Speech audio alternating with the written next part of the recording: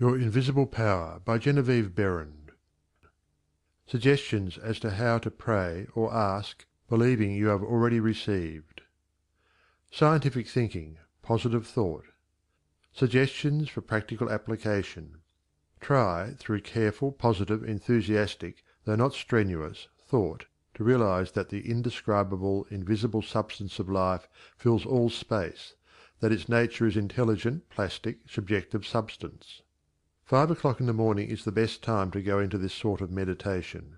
If you will retire early every night for 1 month, before falling asleep impress firmly upon your subjective mind the affirmation, "My Father is the ruler of all the world, and is expressing his directing power through me," you will find that the substance of life takes form in the moulds of your thoughts. Do not accept the above suggestion simply because it is given to you. Think it over carefully until the impression is made upon your own subconscious mind understandingly. Rise every morning, as was suggested before, at 5 o'clock. Sit in a quiet room in a straight-backed chair and think out the affirmation of the previous evening, and you will realize and be able to put into practice your princely power with the realization to some extent, at least, that your mind really is a center through which all the creative energy and power there is taking form. Scientific prayer. The principle underlying scientific prayer. In prayer for a change in condition, physical, mental, or financial, for yourself or another, bear in mind that the fundamental necessity for the answer to prayer is the understanding of the scientific statement. Ask, believing you have already received, and you shall receive. This is not as difficult as it appears on the surface, once you realize that everything has its origin in the mind, and that which you seek outwardly you already possess. No one can think a thought in the future. Your thought of a thing constitutes its origin. Therefore, the thought form of the thing is already yours as soon as you think it. Your steady recognition of this thought possession causes the thought to concentrate, to condense, to project itself, and to assume physical form. To get rich through creation. The recognition or conception of new forces of wealth is the loftiest aspiration you can take into your heart, for it assumes and implies a furtherance of all noble aims. Items to be remembered about prayer for yourself or another.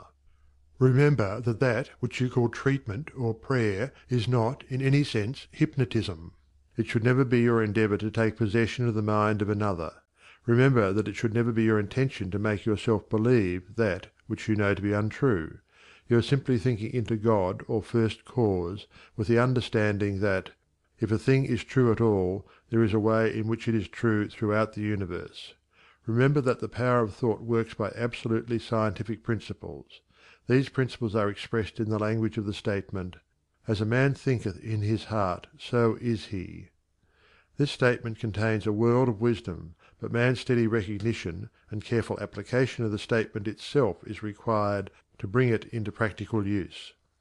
Remember that the principles involved in being as we think in our heart are elucidated and revealed by the law, "As you sow, you shall reap." Remember that your freedom to choose just what you will think, just what thought possession you will affirm and claim, constitutes God's gift to you. It shows how First Cause has endowed every man with the power and ability to bring into his personal environment whatever he chooses, cause and effect in reference to getting. If you plant an acorn, you get an oak. If you sow a grain of corn, you reap a stalk and many kernels of corn. You always get the manifestation of that which you consciously or unconsciously affirm and claim, habitually declare and expect, or in other words, as you sow. Therefore sow the seeds of "I am," "I ought," "I can," "I will realize," that because you are, you ought, that because you ought, you can, that because you can, you do. The manifestation of this truth, even in a small degree, gives you the indisputable understanding that dominion is your charter right. You are an heir of First Cause, endowed with all the power he has. God has given you everything. All is yours, and you know that all you have to do is to reach out your mental hand and take it. This formula may serve as a pattern to shape your own prayer or affirmation into God for the benefit of another or yourself. If for another you speak the Christian name of the person you wish to help, then dismiss their personality entirely from your consciousness. Intensify your thought by meditating upon the fact that there is that in you which finds the way, which is the truth, and is the life. You are affirming this fact, believing that since you are thinking this, it is already yours. Having lifted up your feelings to the central idea of this meditation, you examine your own consciousness to see if there is aught which is unlike God. If there is any feeling of worry, fear, malice, envy, hatred, or jealousy, turn back in your meditation to cleanse your thought through the affirmation that God's love and purity fill all space, including your heart and soul. Reconcile your thought with the love of God, always remembering that you are made in the image and likeness of love. Keep this cleansing thought in mind until you feel you have freed your consciousness entirely of all thoughts and feelings other than love and unity with all humanity. Then, if denials do not disturb you, deny all that is unlike your desired manifestation. This accomplished, you almost overlay your denial with the affirmative thought that you are made in the image and likeness of God, and that you already have your desire fulfilled in its original spiritual or thought form. Closing of prayer. Prayer as a method of thought is a deliberate use of the law which gives you the power of dominion over everything which tends in any way to hamper your perfect liberty. You have been given life that you may enjoy it more and more fully. The steady recognition of this truth makes you declare yourself a prince of power. You recognize, accept, and use this power as a child of a king, and hence dominion is your birthright. Then when you feel the light of this great truth flooding your consciousness, open the floodgates of your soul in heartfelt praise that you have the understanding that the Creator and his creation are one. Also that the Creator is continually creating through his creation. Close your treatment in the happy assurance that the prayer which is fulfilled is not a form of supplication, but a steady habitual affirming that the Creator of all creation is operating specifically through you. Therefore, the work must be perfectly done. Your mind is a centre of divine operation.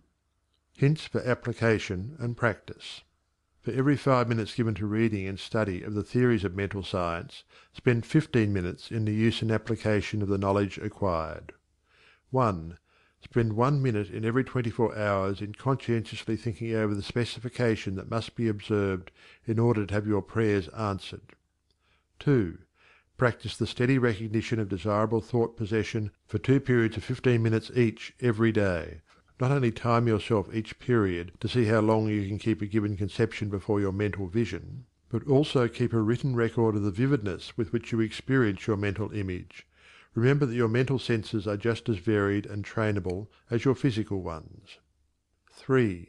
Spend 5 minutes every day between 12 noon and 1 o'clock with a mental search for new sources of wealth. End of chapter 16.